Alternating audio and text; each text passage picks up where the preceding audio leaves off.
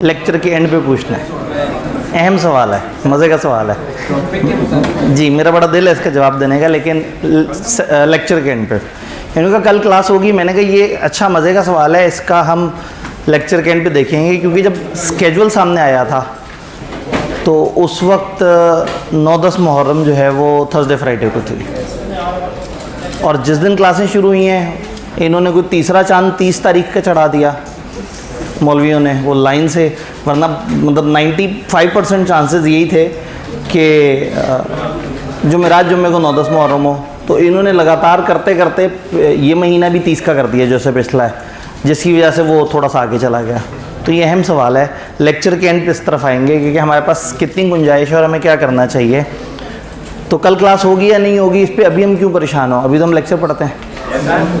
जो कल की परेशानी है वो बाद में लेंगे, जो आज की परेशानी है पहले वो ले लेते हैं। ठीक है जी, आवाज़ क्लियर है? ऑफिशियली स्टार्ट करते हैं।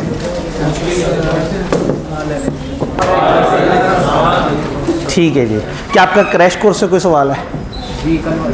वो कल जो टेस्ट था ना, क्रैश कोर्स से कोई सवाल है? क्रैश कोर्स ये तो टेस्ट से सवाल है ना। टेस्ट है, आप मुझे ईमेल कर दें, मैं जवाब दे दूंगा। सर वो आप मुझे ईमेल कर दें, मैं जवाब दे दूंगा। एक तो बच्चे ना आप क्लास के बाहर मेरे से पूछ लीजिएगा, शाम 7:30 बजे मेरे से पूछ लीजिएगा, ईमेल पे पूछ लीजिएगा। इतने सारे तरीके हैं। कहने का मतलब है कि इस क्लास की एक सैंक्टिटी है ना, इसको हमने कम टाइम में कवर करना है। तो अगर हम रेगुलर क्लास वाले सारे मस्तियों की तरफ चल पड़े तो फिर तो नहीं हो सकेगा।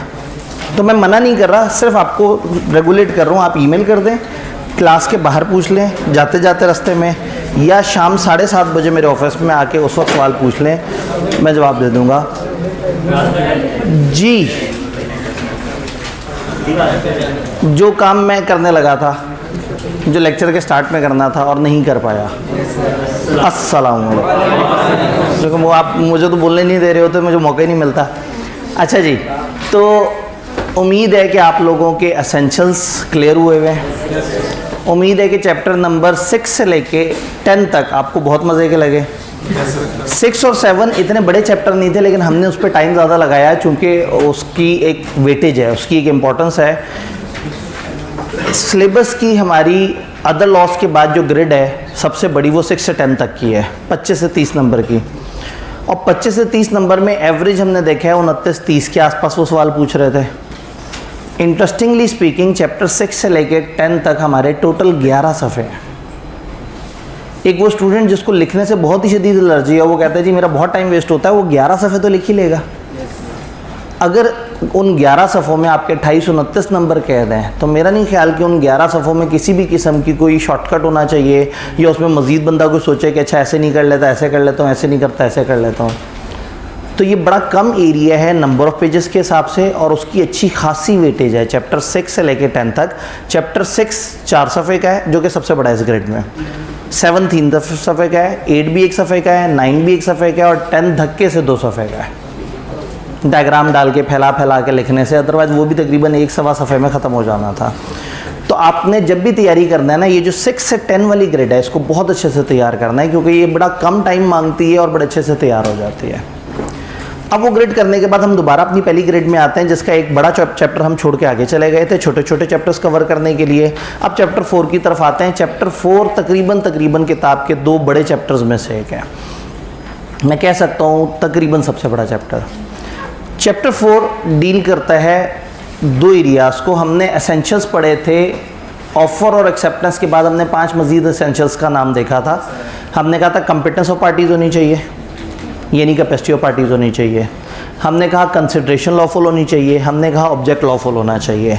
2 और नाम पुकारे थे, लेकिन उस वक्त डिटेल से उस पर बात नहीं हुई थी। फ्री कॉन्सेंट होनी चाहिए और एक्सप्रेसली डिक्लेयर्ड एज वॉइड नहीं होने चाहिए। वो एग्रीमेंट ना हो जो एक्सप्रेसली लिखा हुआ है कि ये हो ही नहीं सकते। तो उन 5 में से 2 अब हम पढ़ने लगे हैं, ये 2 जो हमने लास्ट में जिनका जिक्र किया इंशाल्लाह ताला। फ्री कॉन्सेंट की बात करेंगे सबसे पहले कि फ्री कॉन्सेंट क्या होता है। कॉन्सेंट रजामंदी को कहते हैं और फ्री मुफ्त को कहते हैं। वाह, यानी कि ऐसा दोस्त जो मुफ्त में मान जाए और समोसे खिला दे, बग़ैर पैसे लिए मान जाए। ऐसा दोस्त जो आपकी खिदमत करे, आपका साथ दे और उसका कोई पैसे ना मांगे। तो क्या इसका यही तर्जुमा है? फ्री का मतलब मुफ्त और कंसेंट का मतलब राज़ी हो जाना। तो ये फ्री वो वाला फ्री नहीं है, ये फ्री पैसों वाला फ्री नहीं है, ये वो वाला फ्री है जो इमरान खान हमें कराना चाहता है। वो हमें आज़ाद कराना चाहता है, वो हमें जमहूरी तौर पे आज़ाद कराना चाहता है, वो हमें इक़्तिसादी तौर पे आज़ाद कराना चाहता है, वो हमें ज़हनी तौर पे आज़ाद कराना चाहता है। वो कहता है हम जहन से आज़ाद हो जाएं। पता नहीं, मतलब मैंने 2 तारीफ़ें कर दी थी, तो मैंने कहा नून लीग वाले ना दुखी हो जाएं, तो फिर मैंने वो तीसरी वाली बात भी कर दी। समझने वालों को समझ आ गई होगी। तो फ्री कॉन्सेंट का मतलब है आज़ाद रज़ामंदी। रज़ामंदी का मतलब है, आपको याद होगा हमने कहा था जब ए ने बी से कहा भाई मैं ये चीज़ आपको इस तरह से बेचना चाहता हूँ, तो ऑफ़र को मनोवन एक्सेप्ट कर लेने से एक्सेप्टेंस होती है। अगर आपको मनोवन मुश्किल लफ्ज़ लग रहा है तो ऑफ़र को बाइनी ही वैसे ही, ये ज़्यादा मुश्किल हो गया, एज़ इट इज़, ऑफ़र को एज़ इट इज़ एक्सेप्ट कर लेने को एक्सेप्टेंस कहते हैं। कोई कंडीशनल नहीं होनी चाहिए, कोई डाउट नहीं होना चाहिए, कोई रिवर्स ऑफ़र नहीं होनी चाहिए। तो कॉन्सेंट का मतलब ही ये है कि जब एक बंदा दूसरे से कहे कि मुझे भाई आपकी रज़ामंदी चाहिए, आप बताएं मैं चाहता हूँ ऐसे। याद है जब एक बंदा अपनी विलिंगनेस शो करता है दूसरे को और उसको कहता है कि आप भी इस पे तैयार हैं, तो जब दूसरा बंदा तैयार हो जाए, यानी कि 2 बंदे एक ही चीज़ को एक ही तरह से समझ रहे हैं। ए ने बी से कहा मैं आपको कुर्सियाँ देना चाहता हूँ कि आप मुझे 2000 रुपये देंगे पर कुर्सी। बी ने कहा हाँ जी मैं आपको 2000 रुपये दूंगा पर कुर्सी। तो दोनों के दोनों समझ रहे हैं कि इनके दरमियान क्या कॉन्ट्रैक्ट होने जा रहा है, तो इसको हम कहेंगे कॉन्सेंट है इनके दरमियान। तो सबसे पहले तो कॉन्सेंट के वर्ड को देखते हैं कि कॉन्सेंट कब होता है। 2 person are said to consent when they agree upon the same thing in the same sense. ए कुछ और समझ रहा है, बी कुछ और समझ रहा है। ए को गलती लगी है, बी को गलती नहीं लगी। ए को धोखा हुआ है, बी को धोखा नहीं हुआ। ए जो है वो ज़हनी तौर पे चीज़ें नहीं समझ पा रहा। ए कुछ और समझने की कोशिश कर रहा था, बी कुछ और समझाने की कोशिश कर रहा था। तो कॉन्सेंट नहीं है। कॉन्सेंट तब है जब दोनों के दोनों एक चीज़ को सेम सेंस में समझ रहे हो, तो हम कहेंगे ये कॉन्सेंट है। तो कॉन्सेंट का मतलब ये हो गया कि अगर एक बंदे ने दूसरे को एक बात कही है और दूसरे ने उसको ऐसे ही समझ लिया है, तो ये कॉन्सेंट है। अब कॉन्सेंट तो यूँ भी हो सकती है कि एक बंदे ने दूसरे को कनपट्टी पे रिवॉल्वर रख के कहा क्या भाई मैं तुम्हें कुर्सियाँ बेचना चाहता हूँ, क्या तुम 2 लाख रुपए दोगे कुर्सी के? जिसकी कनपट्टी पे रिवॉल्वर था उसने कहा जी बिल्कुल, क्यों, इसमें मसला ही कोई नहीं। तो उसको भी समझ आ गई कि मैंने 2 लाख रुपए देने हैं और बेचने वाले को भी पता है। अब यहाँ कॉन्सेंट तो है, लेकिन ये आज़ादी से नहीं दी गई है कॉन्सेंट, ये फंस के दी गई है, ये मजबूरी में दी गई है, ये घबरा के दी गई है कॉन्सेंट। तो हम बात करते हैं कि पार्टीज़ के दरमियान नंबर 1 कॉन्सेंट होनी चाहिए, नंबर 2 सिर्फ कॉन्सेंट नहीं होनी चाहिए, फ्री कॉन्सेंट होनी चाहिए, आज़ाद रज़ामंदी होनी चाहिए। अब वो क्या फैक्टर्स हैं जिससे आज़ाद रज़ामंदी मुतासिर होती है, ये चैप्टर मेजॉरिटी बेसिस पे उन फैक्टर्स को डील करता है कि वो कौन कौन सी चीज़ें हैं जिससे रज़ामंदी आज़ाद नहीं होती। तो हम कहते हैं कि कॉन्सेंट उस वक्त फ्री मानी जाएगी जब उसमें ये 5 मसले ना हों। आसान अल्फाज में इन 5 में से कुछ होगा तो कॉन्सेंट फ्री नहीं होगी, अदरवाइज़ कॉन्सेंट फ्री होगी। यहाँ सिर्फ 1 वर्ड हम इसके ऊपर बात करेंगे, एक लाइन की बात करेंगे। हम आगे इसी चैप्टर में इन सारे यूनिट्स को इंशाल्लाह डिटेल से समझने की कोशिश कर रहे हैं। कोर्शन, ज़ोर ज़बरदस्ती किसी भी किस्म की, डिटेल से जाके देखेंगे किस किस्म की ज़ोर ज़बरदस्ती कौन कर रहा है, क्यों कर रहा है। अनड्यू इन्फ्लुएंस, इखलाकी दबाव, एक बंदा अपनी पोजीशन का फ़ायदा उठा रहा है, दूसरे को इखलाकी मॉरल प्रेशर में लेके आ रहा है। फ्रॉड, वो धोखा दे रहा है। मिसरिप्रेजेंटेशन, वो धोखा देना चाह नहीं रहा लेकिन उसकी हरकत ऐसी है जिससे दूसरे को धोखा हो रहा है, गलती से धोखा हो रहा है, ना चाहते हुए धोखा हो रहा है, यानी कि इंटेंशन के साथ धोखा फ्रॉड है और बगैर इंटेंशन के साथ धोखा मिसरिप्रेजेंटेशन। एंड फाइनली मिस्टेक, जब गलती लगी हो। तो इन 5 में से कोई भी एक मामला होगा तो कॉन्ट्रैक्ट के बारे में कहा जाएगा कि वहाँ फ्री कॉन्सेंट नहीं है। इन 5 पे हम अलग से बात करेंगे। अब सवाल ये है कि इनमें से अगर कोई मौजूद नहीं है तो कॉन्ट्रैक्ट के साथ क्या होगा। हमने एक बड़ा प्यारा सा वर्ड पढ़ा था चैप्टर 3 में, वॉइडेबल। वॉइडेबल का मतलब था कि अगर साबित हो जाए कि एक मजलूम है और एक जालिम है, तो जो मजलूम है लॉ उसको इख्तियार दे देगा कि भाई तुम कॉन्ट्रैक्ट को ख़त्म कर सकते हो और दूसरे बंदे से कंपनसेशन मांग सकते हो। तो ये जो अल्फाज लिखे हुए हैं, कोर्शन ज़ोर ज़बरदस्ती, इसमें एक जालिम मजलूम है। अनड्यू इन्फ्लुएंस, एक इमोशनल प्रेशर डाल रहा है, दूसरा बेचारा इमोशनल प्रेशर सह रहा है, वो मजलूम है। फ्रॉड में एक धोखा दे रहे हैं, एक के साथ धोखा हो रहा है, जिसके साथ धोखा हो रहा है वो मजलूम है। मिसरिप्रेजेंटेशन में भी धोखा हो रहा है, धोखा देने वाले ने धोखे की ख्वाहिश नहीं की लेकिन खाने वाले को तो धोखा मिल गया, तो वो मजलूम है। इनमें 4 केसेस ऐसे हैं जिसमें एक मजलूम और एक जालिम है। मिस्टेक में जुल्म नहीं हुआ होता, मिस्टेक में गलत फहमी पैदा हुई होती है। तो अगर इन 4 में से कोई भी एक मसला हो तो कॉन्ट्रैक्ट में वॉइडेबल ऑप्शन आ जाएगी। जो मिस्टेक है, मिस्टेक से कॉन्ट्रैक्ट के साथ काफ़ी कुछ हो सकता है। कॉमनली अगर 2 साइडेड मिस्टेक हो तो कॉन्ट्रैक्ट वॉइड हो जाता है। मिस्टेक कई किस्म की, हम उसकी अलग अलग शाखें देखेंगे, लेकिन ऐसी मिस्टेक जिसमें दोनों तरफ से मिस्टेक हो वो वॉइड होती है। तो नेचर ऑफ मिस्टेक देखनी पड़ेगी कि मिस्टेक के साथ क्या होगा। तो हमने कहा इन 5 में से कोई भी होगा तो कॉन्ट्रैक्ट में कॉन्सेंट फ्री नहीं होगी। फ्री कॉन्सेंट का एब्सेंस होगा तो क्या प्रॉब्लम होगा, कॉन्ट्रैक्ट वॉइडेबल हो जाएगा अगर कोर्शन, अनड्यू इन्फ्लुएंस, फ्रॉड या मिसरिप्रेजेंटेशन हुई है। अगर मिस्टेक हुई है तो फिर वॉइड एब इनिशियो या वॉइडेबल होगा नहीं होगा, ये डिपेंड करता है नेचर ऑफ द मिस्टेक पे। आपने एक रूल हमेशा ज़हन में रखना है, 2 साइडेड मिस्टेक से कॉन्ट्रैक्ट वॉइड हो जाएगा। बाकी जो मिस्टेक्स हैं उनके हम रूल्स पढ़ रहे होंगे इंशाल्लाह ताला। लेकिन अगर कोई आपसे पूछे इफेक्ट क्या है फ्री कॉन्सेंट ना होने का, तो आप कहेंगे जी पहले 4 केसेस में कॉन्ट्रैक्ट वॉइडेबल हो जाएगा, और मिस्टेक के केस में अगर बोथ पार्टीज़ की मिस्टेक है तो कॉन्ट्रैक्ट वॉइड हो जाएगा। अब क्या कभी वॉइडेबल हो सकता है, नहीं हो सकता, ये हम थोड़ा सा आगे चल के देखते हैं। तो सबसे पहले हम लोगों ने फ्री कॉन्सेंट और उसके 5 एलिमेंट्स की बात की। इन तमाम एलिमेंट्स पे हम डिस्कशन करने लगे हैं। यहाँ पे अगर किसी का कोई छोटा सा सवाल है तो बताएं। क्लियर? सबसे पहले क्वेश्चन की तरफ चलते हैं। उन 5 में से पहला क्वेश्चन का मतलब है ज़ोर ज़बरदस्ती। क्वेश्चन का मतलब ये है कि एक बंदा दूसरे को परेशान कर रहा है, हरासा कर रहा है, एक बंदा दूसरे को डरा रहा है, फिज़िकल प्रेशर दे रहा है, उसको जान की धमकी दे रहा है, जान से मारने की धमकी दे रहा है, उसको नुकसान पहुंचाने की धमकी दे रहा है। 2 चीज़ें लोने का उन्होंने कहा, एक बंदा अगर दूसरे के साथ कोई क्राइम करे या क्राइम की धमकी दे दे, एक बंदा दूसरे से के साथ कोई जुर्म करे या जुर्म करने की धमकी दे दे। दूसरा है कि उसके एसेट्स को छीन ले या छीनने की धमकी दे, अनलॉफुली छीनने की। भाई आपने एक बंदे के पैसे देने थे और घर आपका ज़मानत के तौर पे था, आप पैसे नहीं दे सके, वो आपका घर छीन सकता है, उसको लॉफुल इख्तियार है। आपने बैंक के पास सोना रखवाया था, बैंक से पैसे लेके गए थे, पैसा वापस नहीं किया, बैंक के पास इख्तियार है, आपका सोना छीन सकता है। ये लॉफुल डिटेनिंग है, ये कोर्शन नहीं है। अनलॉफुल डिटेनिंग यानी अनलॉफुली कोई आपके एसेट छीन रहा है या छीनने की धमकी दे रहा है। तो जब कोई आपके साथ कोई जुर्म करे या जुर्म करने की धमकी दे या आपके एसेट छीने या एसेट छीनने की धमकी दे इस इरादे के साथ कि वो आपको कॉन्ट्रैक्ट में ज़बरदस्ती शामिल करना चाह रहा है, तो इसको हम कहेंगे कोर्शन। कमिटिंग और threatening to commit any act which is forbidden by Pakistan penal code, या अनलॉफुल डिटेनिंग और थ्रेटनिंग टू, तो कमिट करें यानी कि आप एक्शन करें, ऐसा कोई जुर्म करें, या थ्रेट करें जुर्म करने का। अनलॉफुल डिटेन करें, डिटेन करने का मतलब है छीन लें, कब्जे में ले लें। अनलॉफुली कब्जे में ले लें या थ्रेट करेंगे मैं कब्जे में ले लूँगा प्रॉपर्टी। प्रॉपर्टी क्या होता है जी? लॉ में प्रॉपर्टी का वर्ड हमेशा एसेट होगा, अनलेस कि हम खुद से बताएं कि ये कोई और तरह की प्रॉपर्टी है।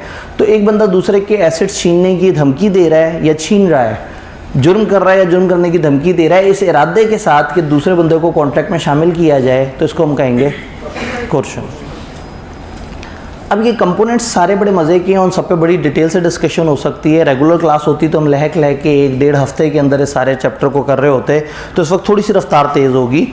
क्वेश्चन में हम एक बात कहते हैं कि क्वेश्चन कहीं से भी आ सकती है, कहीं को भी जा सकती है। याद है कंसिडरेशन? कहीं से भी आ सकती है, कहीं को भी जा सकती है। कॉलेज ने बच्चों से पैसे लिए, लेकिन कॉलेज ने बच्चों को जो कंसिडरेशन दी वो किसी और बंदे के थ्रू दिलवाई। मैंने कॉलेज बच्चों को कंसिडरेशन दी, लेकिन मुझे बदले में कंसिडरेशन मिली कॉलेज की तरफ से। तो कंसिडरेशन कहीं से भी आ सकती थी, कहीं को भी जा सकती थी। क्वेश्चन के साथ भी यही रूल है, क्वेश्चन कहीं से भी आ सकती है, कहीं को भी जा सकती है। ए और बी है, ए बी के साथ कॉन्ट्रैक्ट कर रहा है, ज़रूरी नहीं कि ए ही उसके ऊपर जुल्म करे।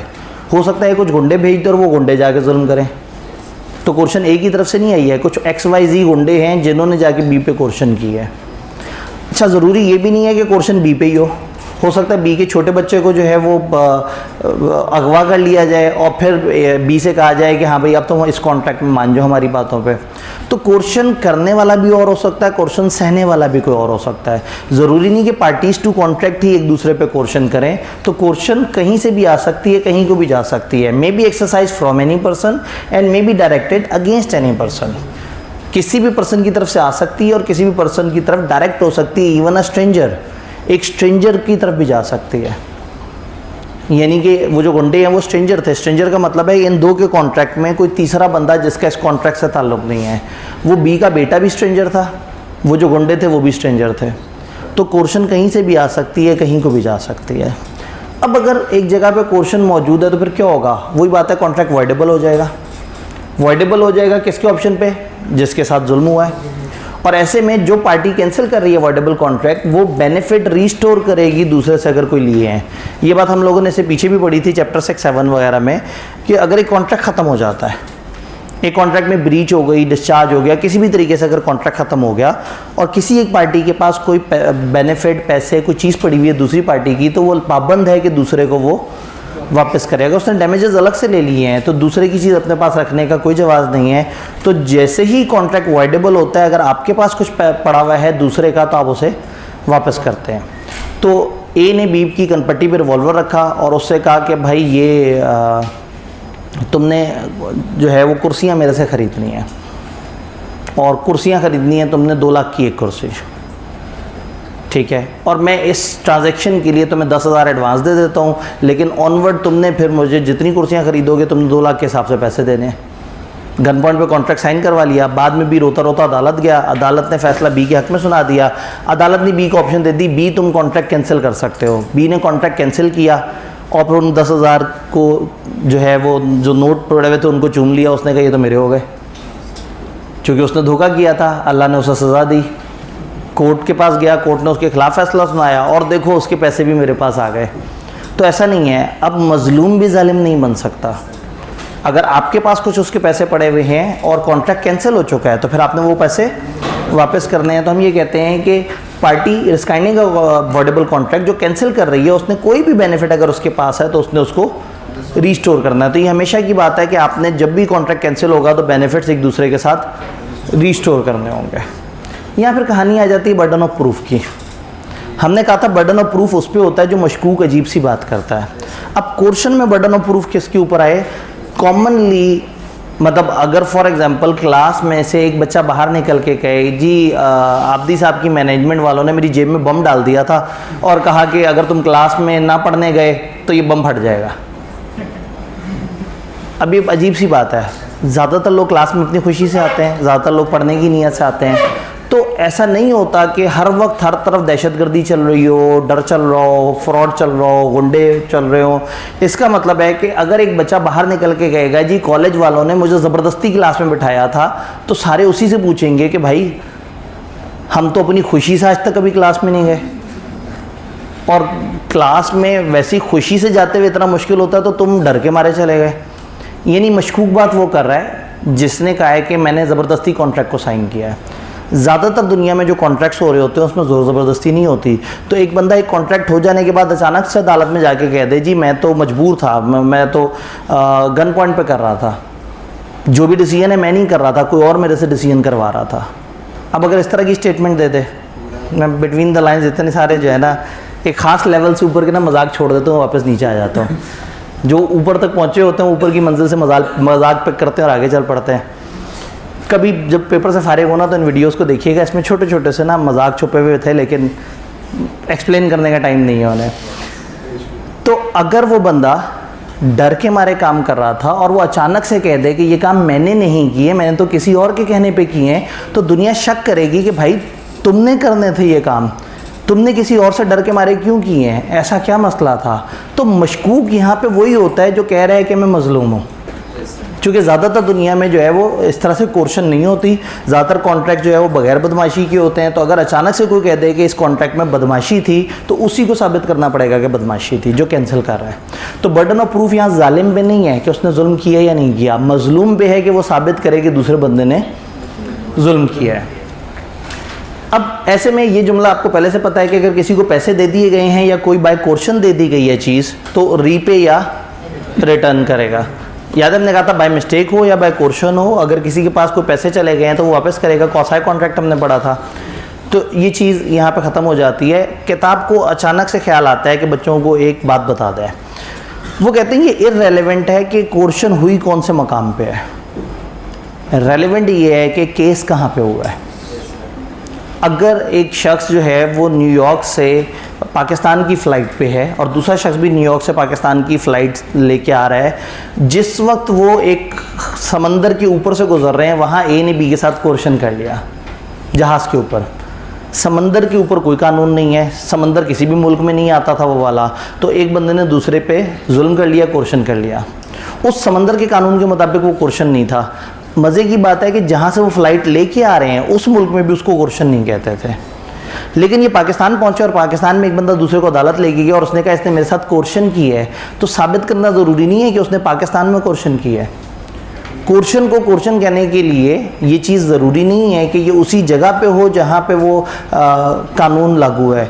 अगर केस पाकिस्तान में हुआ है तो फिर पाकिस्तान के पेनल कोड के मुताबिक, पाकिस्तान के दफ़ा ताज़ीरात के मुताबिक, दफ़ा ताज़ीरात पाकिस्तान जो एक जिसका सेक्शन 302, सेक्शन 420 जिसके तहत सज़ाएँ सुनाई जाती हैं, उसमें लिस्ट ऑफ ऑफेंसेस डिफ़ाइन किए हुए हैं। तो अगर उसके मुताबिक जुर्म हुआ है तो फिर जुर्म हुआ है, चाहे वो जुर्म पाकिस्तान में हुआ है चाहे बाहर हुआ है। तो ये इररेलेवेंट है कि पाकिस्तान पिनल कोड फोर्स था या नहीं था उस प्लेस पे जहाँ कोर्शन एक्सरसाइज हुई है। अगर सू पाकिस्तान में हुआ है, केस पाकिस्तान में हुआ है, provision of Pakistan penal code shall apply, Pakistan penal code की प्रोविजन अप्लाई करेंगी। तो क्वेश्चन दुनिया में किसी भी जगह पे हुआ हो, अगर आप साबित कर दें कि क्वेश्चन हुआ तो आप पाकिस्तान में उसके अगेंस्ट बेनिफिट ले सकते हैं। ये था पहला एलिमेंट क्वेश्चन। दूसरा एलिमेंट होता है एंड्यू इन्फ्लुएंस। क्वेश्चन में हमें साफ नज़र आया कि गन पॉइंट पे एक बंदे ने दूसरे को डरा दिया, धमका दिया, एसिड छीनने की धमकी दे दी, उसको खौफजदा कर दिया और एक बंदे को डरा धमका के उसको कॉन्ट्रैक्ट में शामिल कर लिया। Second category is undue influence. Undue influence में डराया धमकाया नहीं जाता, इमोशनल ब्लैकमेलिंग की जाती है। दो बंदे होते हैं जिनमें से एक पावरफुल पोजीशन में होता है, एक कमज़ोर पोजीशन पे होता है। दो बंदे ऐसे होते हैं जिनमें से एक की बात दूसरा बंदा सुनता है। इसको कानून के अल्फाज में कहते हैं एक बंदा दूसरे की विल को डोमिनेट करता है। अगर एक बाप और बेटा है तो बेटा अपने बाप का अखलाकी कदर करता है।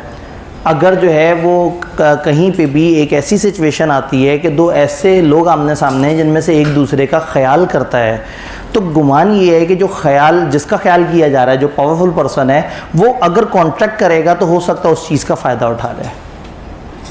फॉर एग्जांपल एक स्टूडेंट जो है वो फ़र्ज़ करें थोड़ी सी हया करता हो, वैसे तो मतलब इस ज़माने में ऐसे स्टूडेंट नहीं है, पुराने ज़माने में ना आई के अपने किताब में अनड्यू इन्फ्लुएंस में एग्जांपल दी होती थी टीचर और स्टूडेंट। तो वो पुराने ज़माने के बच्चे शायद उस तरह के हुआ करते थे।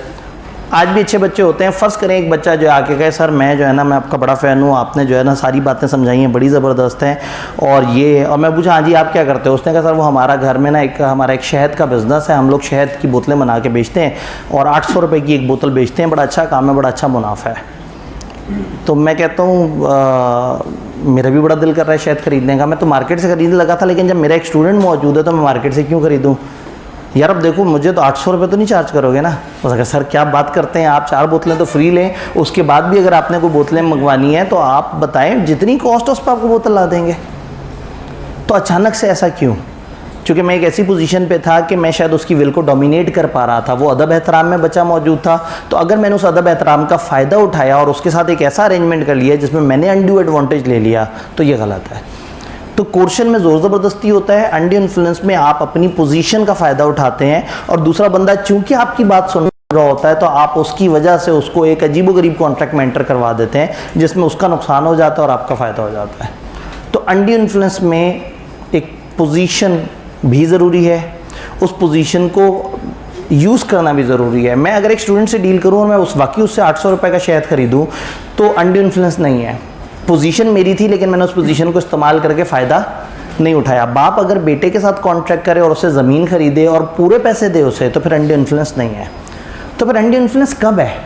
अ contract is said to be induced by undue influence जहाँ relations established between the parties, जो रिलेशन पार्टीज के दरमियान है वो उस तरह के हैं कि one of the parties in a position to dominate the will of other. एक पार्टी दूसरे की विल को डोमिनेट कर सकती है and uses that position to obtain unfair advantage over the other. और इस पोजीशन का फ़ायदा उठा के वो दूसरे के साथ गलत फ़ायदा उठा रहा है, बेनिफिट उठा रहा है और दूसरे को जो है वो पूरे इख्तियारात नहीं दे रहा। तो अगर एक बंदा दूसरे के ऊपर एक बड़ी पोजीशन रखता है, डोमिनेट करता है, उस पोजीशन का फ़ायदा उठा के कॉन्ट्रैक्ट में उसे शामिल करे और उससे कोई नाजायज़ फ़ायदा ले, गैर ज़रूरी फ़ायदा ले, ज़्यादा फ़ायदा ले तो उसको हम कहेंगे ये अनड्यू इन्फ्लुएंस है। अनड्यू इन्फ्लुएंस में वो रूल नहीं है कि कहीं से भी आ सकती है कहीं को भी जा सकती है, वो वही पार्टीज़ हैं जो एक दूसरे के ऊपर अनड्यू इन्फ्लुएंस करेंगे। अब अनड्यू इन्फ्लुएंस नॉर्मली कब होता है? किताब ने कुछ बातें बताई हैं। उसने कहा है कोई भी बंदा दूसरे की विल को कब डोमिनेट करता है? जब 3 में से कोई बात हो। अगर वो उसके ऊपर रियल या पेरेंट अथॉरिटी रखता हो, अगर वो एक फिड्यूशरी रिलेशन में, ट्रस्ट के रिलेशन में हो, या एक ऐसा कॉन्ट्रैक्ट हो एक ऐसे बंदे के साथ जो कि मेंटली उस टाइम पे इल है, परेशान है, या शायद कमज़ोर है, जिसकी वजह से उसको दूसरे की बात माननी पड़ रही है। किताब ने ये 3 बातें बताई हैं, लेकिन ये 3 बातें इनकी एग्जाम्पल्स के साथ हमें समझनी होंगी। ये एग्जाम्पल्स एक्सप्रेसली सिलेबस का हिस्सा नहीं है, आपने इनको याद नहीं करना, ये समझाने के लिए हैं ऊपर वाले पॉइंट्स। ये रियल और अपेरेंट अथॉरिटी से मुराद है फॉर एग्जाम्पल टैक्स ऑफिसर और टैक्स पेयर। हमारे पास कोई भी राहगीर चलता चलता अचानक से आ जाए कि जी मैं बाहर से गुजर रहा था, मैंने सोचा आपसे चाय पीता चलो, तो शायद हम उसको चाय नहीं पिलाएंगे। एक बंदा अचानक से हमारी बिल्डिंग में आए, कहे मैं टैक्स का ऑफिसर हूँ और मैं टैक्स वगैरह के मामलात देखता हूँ, जो लोग टैक्स सही से नहीं देते उनको मैं सज़ाएँ सुनाता हूँ, ऐसे ही मैं गुजर रहा था, सोचा आप लोगों से चाय पी लूँ। हम उसे चाय भी पिलाएंगे, उसको बिस्किट भी खिलाएंगे, जाते जाते मुसाफा करके दरवाजे तक भी छोड़ने जाएंगे, क्योंकि इस बंदे से पंगा नहीं लेना।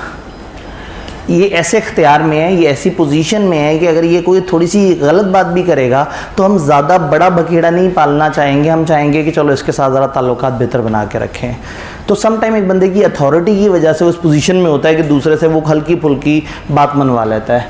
Police officer accused being investigated, एक पुलिस ऑफिसर है और एक वो शख्स है जिसकी चित्रौल हो रही है, तो उस टाइम पे वो गरीब तो कुछ भी मान जाएगा ना, वो तो पुलिस वाला सामने खड़ा, उसे पता है इसकी बात नहीं मानूंगा तो इसे मुझे कूट रहे हैं। तो ऑब्वियसली उस अथॉरिटी की वजह से वो कहीं ना कहीं उसकी विल डोमिनेट होती है, जो पुलिस वाला कहता है वो उसे मान लेता है, वो दुनिया की कोई भी चोरी उससे मनवा लेता है। एम्प्लॉयर और एम्प्लॉई, नॉर्मली एम्प्लॉयर एम्प्लॉई का ऐसा रिलेशन होता है कि एम्प्लॉई अपने एम्प्लॉयर का थोड़ा सा अदब एहतराम करता है, ख्याल करता है और कोशिश करता है कि कुछ ऐसा हो कि उसके ताल्लुकात एम्प्लॉयर के साथ अच्छे रहें। सेम पर फिड्यूशरी रिलेशन, फिड्यूशरी रिलेशन का मतलब है जिनका एक दूसरे पे ट्रस्ट का रिलेशन है। जैसे किताब ने यहाँ 3 रिश्ते बताए, पेरेंट एंड चाइल्ड, वालिदैन औलाद, गार्डियन माइनर, माइनर और गार्डियन का कॉन्सेप्ट आपको पता है, एडवोकेट एंड क्लाइंट, वकील और उसका मौक्कल, यानी कि क्लाइंट और क्लाइंट का जो वकील है, ये इन सारे रिलेशन में एक ट्रस्ट का रिलेशन है। एक ट्रस्ट का ऐसा रिलेशन है कि एक पार्टी ने एक बात करनी है और दूसरे में बात मान जानी है। आप अपने वकील की हर बात मानेंगे क्योंकि वकील आपको केस जितवाने की कोशिश कर रहा है। आप फादर की बात मानते हैं, आप नॉर्मली गार्डियन की बात मानते हैं। तो कुछ ऐसे रिलेशन होते हैं जिसमें अनड्यू इन्फ्लुएंस जो है वो पाया जाता है। तीनों रिलेशन डिस्कस कर लिए ना करें। देखिए यहाँ कितने हैं, 1 2 3, यहाँ कितने हैं, 1 2 3, तो मेरी गिनती 3 पे ख़त्म हो गई। मैंने 3 तक पढ़ा और कहानी मुक गई। ले उन्होंने कहा 3 में तो था ही कुछ नहीं, हम तो पहले दिन से चौथे रिलेशन पे देख रहे थे। तो सीधी सी बात है, फियोंसे फियोंसी के अंदर एक अनड्यू इन्फ्लुएंस है, एक ऐसा रिलेशन है कि ट्रस्ट का रिलेशन है। उस टाइम पे अगर एक बंदा दूसरे को ये भी कह देगा ना मैं सितारे तोड़ के ले आऊँगा, दूसरे ने मान जाना। इतना भरोसा करते हैं वो एक दूसरे पे कि अजीबो-गरीब सी बातें मान जाते हैं। मैं सारी ज़िंदगी खुश रखूँगा, कितनी अजीब सी बात है, कितनी औखी सी बात है, कितनी मुश्किल बात है, मान जाते हैं। तो एक भरोसे का रिलेशन अगर पार्टीज़ के दरमियान है और एक बंदा दूसरे की विल को डोमिनेट कर सकता है, दूसरे से इजी लोड डलवा सकता है दूसरे को, जो है ना, तो बहरहाल खैर दामन वक्त में गुंजाइश नहीं है। एक ऐसा कॉन्ट्रैक्ट जिसमें एक बंदा जिसकी मेंटल कैपेसिटी थोड़ी सी जो है ना वो इम्पेयर हुई हुई है, थोड़ी सी डिस्टर्ब हुई हुई है, ये अनसाउंड की डेफिनेशन में नहीं है। एक ऐसा बंदा है जो ऐसी पोजीशन पे है जो किसी बीमारी या कमज़ोरी की वजह से डिपेंडेंट हो गया कुछ और लोगों पे। फॉर एग्जांपल डॉक्टर और पेशेंट, मेडिकल अटेंडेंट और पेशेंट। पेशेंट को पता है कि मेरा मेडिकल अटेंडेंट है, ये मेरा ख्याल रख रहा है, ये नहीं होगा तो मुझे दवाई कौन देगा। और जो बिस्तर पर पड़ा हुआ होता है और बहुत शदीद बीमारी में होता है, उसे होता है मैं तो मरने वाला हूँ। अगर ये बंदा मेरा केयर टेकर ना हो और वो केयर टेकर वहाँ उससे प्रॉपर्टी की आधे कागजात साइन करवा ले, इसको पता है कि मर गया तो सारी प्रॉपर्टी हाथ से जानी है, तो चलो साइन कर देते हैं, ये बंदा बचा लेगा तो जो आधी मेरी आधी इसकी प्रॉपर्टी, बाद में अदालत में जाके कह दूंगा अंडर इन्फ्लुएंस हुई थी। इसी तरह से फैमिली मेम्बर और वीक ओल्ड मैन, अनफॉर्चुनेटली पुराने ज़माने में बुज़ुर्गों का एहतराम भी होता था और एक खौफ डर भी होता था।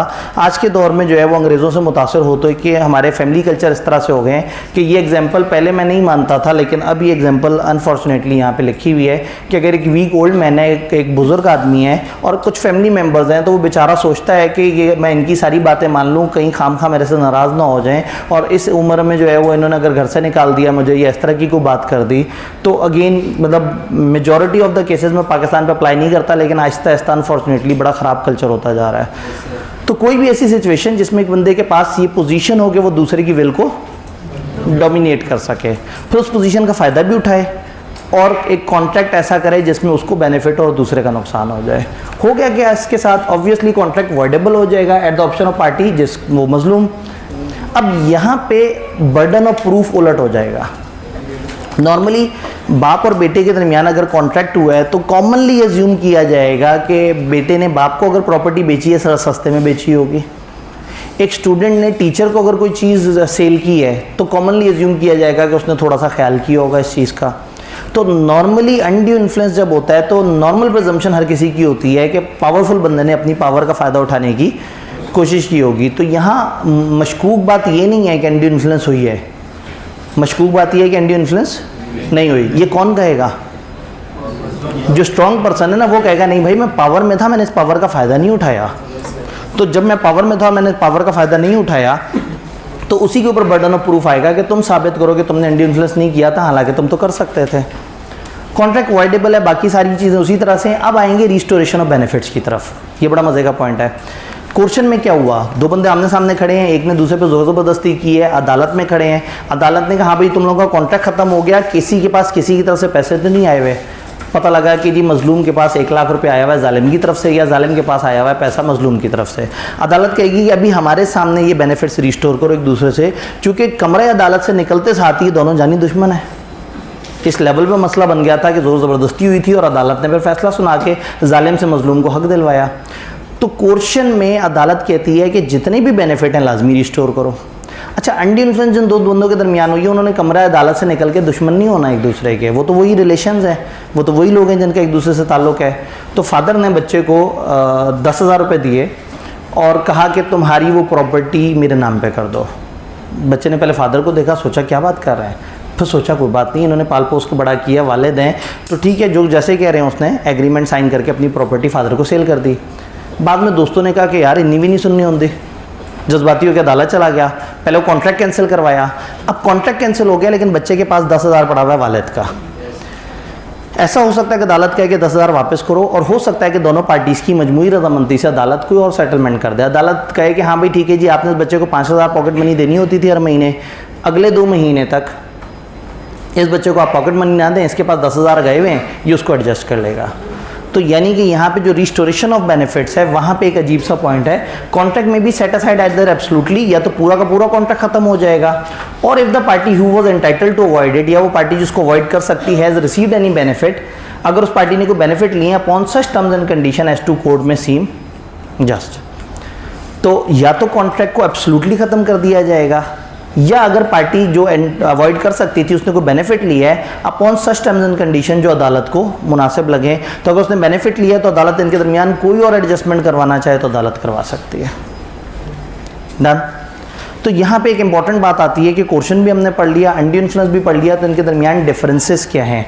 बड़े कॉमन से डिफरेंसेस, सीधे से डिफरेंसेस हैं, वही वाली बातें जो मुसलसल जहन में आ रही हैं। अगर टाइम होता तो मैं आप लोगों से पूछता। यहाँ पे कॉन्सेंट ऑफेंस के थ्रू हो रही है, थ्रेट के थ्रू हो रही है, जुर्म के थ्रू हो रही है, और यहाँ विल डोमिनेट करके हो रहा है। यहाँ फिजिकल प्रेशर है कोर्शन में, यहाँ मॉरल प्रेशर। वहाँ रिलेशनशिप होना ना होना को ज़रूरी नहीं है, लेकिन यहाँ दोनों पार्टीज़ के दरमियान रिलेशनशिप होना ज़रूरी। इधर मकसद है एक बंदे को मजबूर करके कॉन्ट्रैक्ट में लेके आए, इधर मकसद है फ़ायदा उठाना। इधर क्रिमिनल लाइबिलिटी हुई है, आपने क्राइम किया है तो ये इल्लीगल भी है, ये वाली हरकत इल्लीगल है, लेकिन ये वाली हरकत इल्लीगल नहीं है। आपने क्राइम नहीं किया, आपने पोजीशन को मिसयूज़ किया है, तो ये उस तरह से क्रिमिनल ऑफेंस में नहीं आता। ऑन हुम बाय हुम, कौन करेगा, किस पे करेगा? कोर्शन कहीं से भी आ सकती है, कहीं को भी जा सकती है। किस पे करेंगे? किसी भी बंदे पे करेंगे, सामने वाली पार्टी या उसके कनेक्टेड किसी पे। कौन करेगा? सामने वाली पार्टी या उसके अलावा कोई भी। लेकिन ये ऑन हुम और बाय हुम में इसमें होता है कि वही पार्टी करेगी और उसी पार्टी पे करेगी। यानी हम यहाँ पे कहते हैं कि कोर्शन जिसने करना है वो भी अलग बंदा हो सकता है, जिस पे कोर्शन हो रही है वो बंदा भी स्ट्रेंजर हो सकता है, लेकिन अनड्यू इन्फ्लुएंस वही करेगा जो डोमिनेंट पोजीशन में है और उसी पे करेगा जो वीकर पोजीशन पे है, तो पार्टीज़ वही होंगी। बर्डन ऑफ प्रूफ, यहाँ कोर्शन जिस पे एक्सरसाइज हुई है यहाँ मजलूम ने साबित करना है और यहाँ जालिम ने साबित करना है। वहाँ रिस्टोरेशन ऑफ बेनिफिट्स लाजमी होगी, यहाँ रिस्टोरेशन ऑफ बेनिफिट्स हो भी सकती है और नहीं भी हो सकती, कोई और एडजस्टमेंट भी हो सकती है। तो कोर्शन अनड्यू इन्फ्लुएंस को देखा और उसके दरमियान तो आपने इस चैप्टर को ना 3-4 सेट्स बना के पढ़ना है। पहला सेट है कोर्शन अनड्यू इन्फ्लुएंस, दूसरा सेट है फ्रॉड मिसरिप्रेजेंटेशन, जोड़ जोड़ के पढ़ना है। तीसरा आपने मिस्टेक अलग से इंडिपेंडेंट टॉपिक है, और चौथे में फिर आपके वॉइड एग्रीमेंट्स की लिस्ट आ जाती है। सेकंड सेट की बात करते हैं, फ्रॉड। फ्रॉड कहते हैं धोखे को। धोखा पार्टी टू द कॉन्ट्रैक्ट भी दे सकती है, उसका एजेंट भी दे सकता है, और हो सकता है कि उसकी रजामंदी हो, आपको धोखा हो रहा हो, वो खामोश बैठा हुआ हो, वो आपको धोखे से बचा सकता हो और उसने आपके धोखे से बचाने की कोशिश ना की हो। तो फ्रॉड पार्टी का एजेंट या पार्टी की रजामंदी से हो सकता है। रजामंदी के बारे में लॉ बोलता है कॉन्वेंस, उसकी रजामंदी से उसके सामने हो रहा हो, उसने उसको रोकने की कोशिश ना की हो। किसे फ्रॉड कहेंगे? 5 चीज़ों को फ्रॉड कहेंगे। 5 चीज़ों को फ्रॉड कहेंगे। Fraud means include any of the following act. इन 5 में से कोई भी हरकत जो एक पार्टी टू अ कॉन्ट्रैक्ट ने की या उसकी रजामंदी से हुई, उसकी कॉन्वेंस उसके सामने हो रहा था, उसने उसको नहीं रोका, और बाय हिज एजेंट, तो बंदा खुद करे, उसकी कॉन्वेंस हो या एजेंट से हो, with intention to deceive another, इरादा क्या हो? दूसरे को धोखा देना या उसके एजेंट को धोखा देना, और to induce him to enter into contract, या उसको कॉन्ट्रैक्ट करने की तरफ मजबूर करना। अब ये धोखा किस तरह से दिया जा सकता है? लॉ कहता है 5 तरह से धोखा दिया जा सकता है। फॉल्स असर्शन, झूठ बोल के, एक्टिव कंसीलमेंट, सच छुपा के, एम्प्टी प्रॉमिस, एक खोखला वादा जो आपने प्रॉमिस किया है बगैर से इरादे किया कि आपने पूरा करना है, कोई भी एक्ट जो लॉ ने फ्रॉडुलेंट डिक्लेयर किया, और उसके अलावा कोई भी ऐसा एक्ट जो अदालत में साबित हो जाए कि हाँ भाई इसमें डिसीव करने की नीयत थी। 5 चीज़ों को फ्रॉड कहेंगे।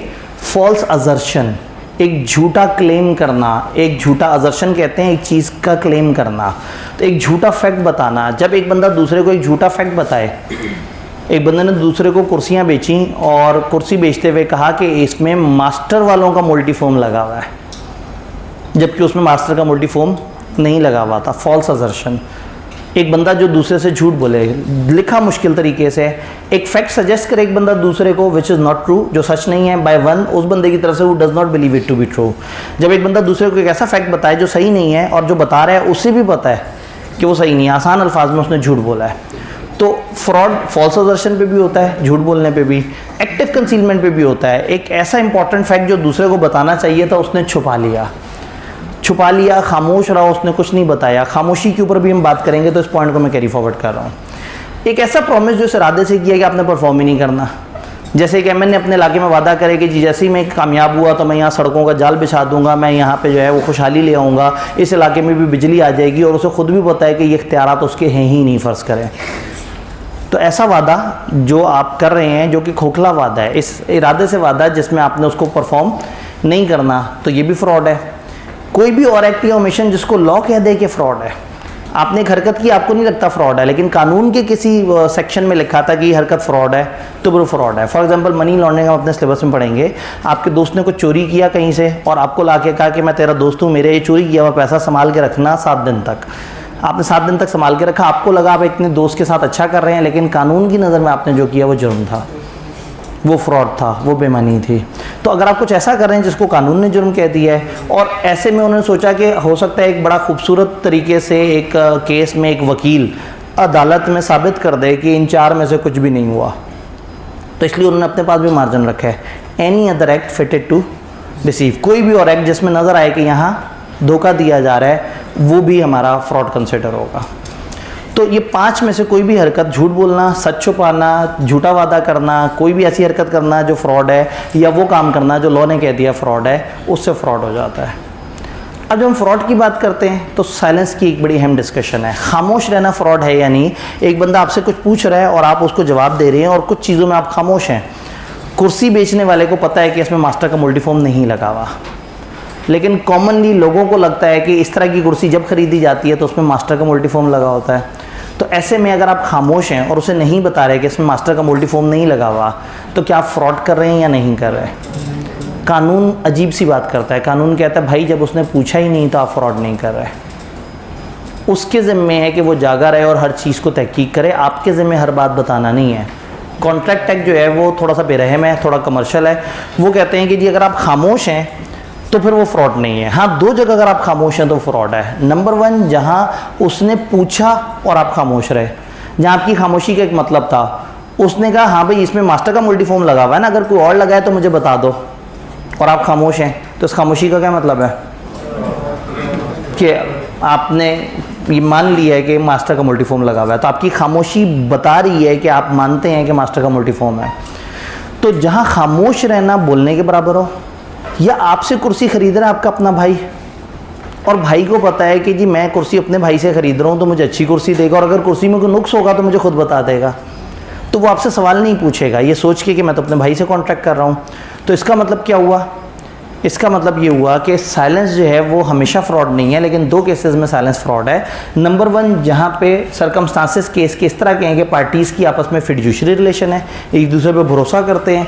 दूसरा, जहाँ silence is equal to speech, जहाँ खामोशी बोलने के मुतरादिफ है।